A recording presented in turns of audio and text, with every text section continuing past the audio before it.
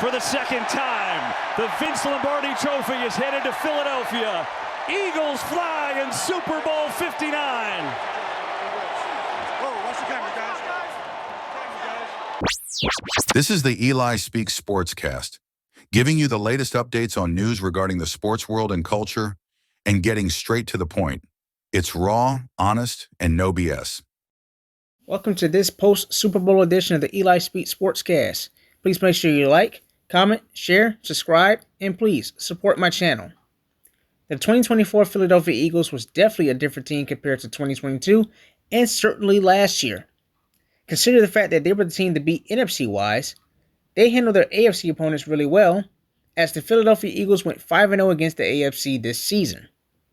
For much of this season, the Philadelphia Eagles faced a lot of adversity, despite going 14-3 and capturing just their second Super Bowl championship in 7 to 8 years. There were significant upgrades that were added to this team in the offseason that really impacted this entire season for Philadelphia, making one of the most notable runs in Philadelphia Eagles history. Most notably Saquon Barkley signing, offensive coordinator Kellen Moore, defensive coordinator Vic Fangio, drafting Cooper DeJean and Quinyon Mitchell, bringing Gardner-Johnson back to Philadelphia, and signing linebacker Zack Baun really made the Eagles team for what it was this season.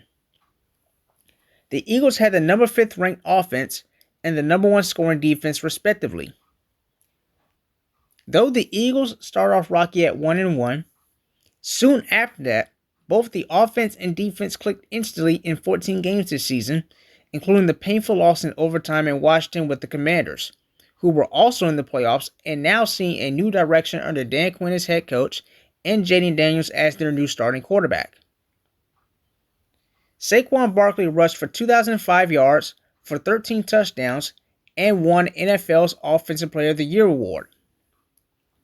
On the defensive side of the ball, Gardner-Johnson, Reed Blankenship, Cooper DeJean, Brandon Graham, Zack Baun, Jalen Carter, and Quinyon Mitchell all balled out on that defense in the regular season, the playoffs, and definitely in the Super Bowl, striking fear in any quarterback that comes their way, as their front seven along with their secondary can get after anyone without blitzing as much or without using too much man coverage. Vic Fangio is continuing to prove himself that he's one of the best defensive minds in the NFL, as he does more with less, and is literally considered a huge upgrade from Sean Desai, the last Eagles defensive coordinator from the 2023 season, by which was demoted in the final half of this season when the Eagles lost 5 of the last 6 games, despite the fact going 10-1, as Sean Desai was demoted then in favor of Matt Patricia. As far as corners go on the defensive side of the ball, Quinyon Mitchell is proven to be a shutdown cornerback, and no quarterback in the future will want to throw to him. On the linebacker position, Zack Baun was a huge upgrade at the linebacker position and literally established himself in 1 year in Philadelphia as a great all-around defensive player. I tell you, if Cooper DeJean's pick 6 does not tell you anything about that this defense have been playing hard all season, then I don't know what does. This Eagles defense played lights out all season. The offense played really good too, despite the fact that Jalen Hurts was under concussion protocol. The Philadelphia Eagles are billed as the most intimidating team in the NFL for a reason. That's usually because they are really intimidating and will not let up on any team they face, either win or lose. The Eagles have solidified their status as one of the best teams in the NFL, as they have the right pieces to build an all-around team, as I believe the Nick Sirianni-Vic Fangio tandem will be here for years to come. Although I'm not an Eagles fan, I've been entirely behind this team all season, as I wanted the Eagles to go all the way and win it all. And that's exactly what the Philadelphia Eagles just did.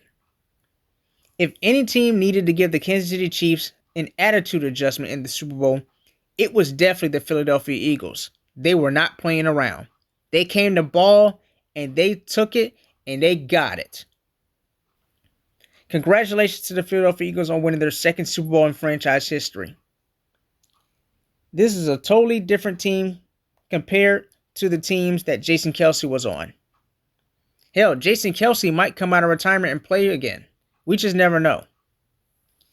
This team made several pivotal moves in the offseason that made the Eagles team unbeatable for much of this season. Mostly due in part into getting additions like I said before, Saquon Barkley, and drafting players like Cooper DeJean. Two signings that really shaped this Eagles team to be one of the best teams in NFL history. You never know. Next season, the Philadelphia Eagles could run it back and get their third ring. This is it for this edition of the Eli Speed Sportscast.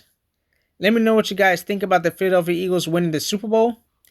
I really think that the Philadelphia Eagles definitely deserved every inch of that Super Bowl win, despite the fact what happened last time in Super Bowl 57 against the Kansas City Chiefs with that BS call by the referee on James Bradbury. In case you haven't did it or not, go and listen to part 1 about my take on the Kansas City Chiefs losing in the Super Bowl and how they messed around and found out the hard way. The Philadelphia Eagles came in with the game plan to foil Kansas City Chiefs' game plan, and that's exactly what they did. Play a spade for a spade. You will get burned. And by the way, this is not my last NFL edition of the Eli Speed Sportscast because I got a few other episodes NFL-wise I'm going to be talking about later on. But for now, I'll see you in the next one.